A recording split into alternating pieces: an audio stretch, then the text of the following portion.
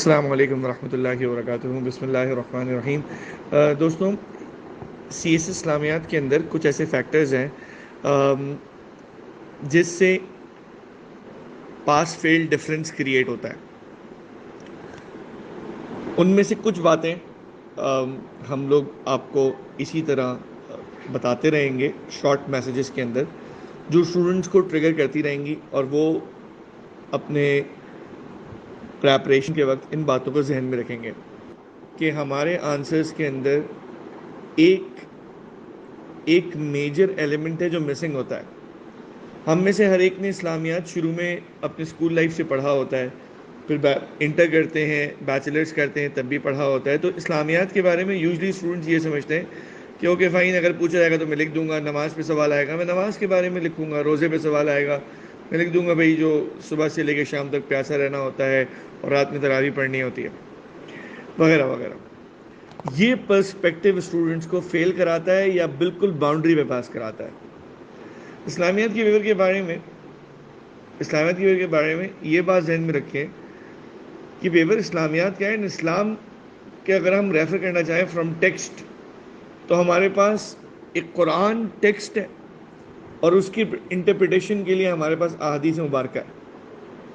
ہمارے ہر آنسر کے اندر آپ چاہے 10 پیج کا آنسر لکھیں، 20 پیج کا آنسر لکھیں، but if you are not mentioning the Arabic text of آیات قرآن پاک and Arabic text of the احادیث مبارکہ، then make sure you prepare for the next attempt، اور ذہن میں رکھو کہ تمہارے مارکس کم آئیں گے۔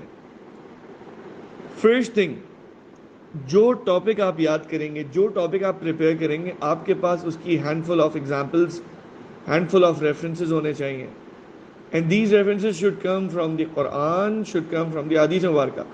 سر مجھے تو اردو اچھی لکھنا نہیں آتی، میرا بیک گراؤنڈ تو سر اے لیولز ہے، سر میں تو اردو ہی اچھی نہیں لکھتا، مجھے اردو ٹیکسٹ لکھنا نہیں آتا، آپ کہہ رہے ہیں عربی لکھو۔ بھائی دوست، بہت سارے کام آپ کو آج تک نہیں آتے تھے لیکن آپ نے سیکھے ہیں۔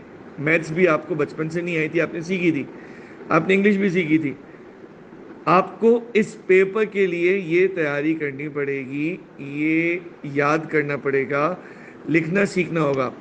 ہم ایٹ ARTT CSS اکیڈمی کیا کر رہے ہیں، ہم نے یہ ٹارگٹ رکھا ہے کہ ہم اسٹوڈنٹس کو ٹاپک تو پڑھاتے ہی ہیں، لیکن ساتھ ساتھ کچھ فیملیئر مینر میں ہم کچھ آیات اور احادیث مبارکہ ہر ٹاپک کے ساتھ لے کے چلیں گے اور چلتے ہیں۔ اب مسئلہ یہ کہ سر آپ تو پڑھا دیں گے، ہمیں کیسے یاد رہے گا؟ وہ میرا کام ہے۔